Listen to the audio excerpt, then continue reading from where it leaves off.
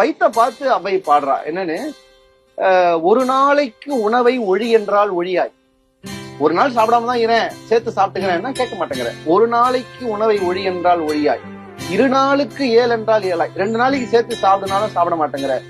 இடும்பை கூர் வயிறே உன்னோடு வாழ்தல் அரிதுன்னு ஒரு தமிழ்நாட்டில் ஒரு தமிழ் கவிஞர் இந்த வயிறோட வாழ நான் கஷ்டப்படுறேன் அப்படின்னு இருக்கிறத நினைக்கிற போதே ஒரு பெரிய வருத்தமாக இருக்கும். ஆனா எனக்கு என்ன ஆச்சரியம்னா, அவள் வயிறோடு போராடி வாழ்ந்த போதும் கூட தமிழோடு அவள் இனிமையாக வாழ்ந்தாளுங்கிறத அவையோடைய வாழ்க்கையை பார்க்கிற போது நினைக்கிறேன். நான் இன்னைக்கும் சொல்றேன், தமிழ் படிச்சா வேலை கிடைக்குமா, தமிழ் படிச்சா என்ன கிடைக்க போகுது, தமிழ் பேசினா என்ன கிடைக்க போகுதுலாம் நினைக்காதீங்க.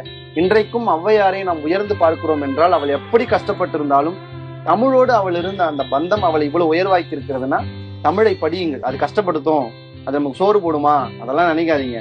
தமிழ் உங்களுக்கு பெரிய புகழை கொடுக்கும். அதுதான் நமக்கு அவ்வை காட்டுகிற ஒரு பெரிய விஷயம்.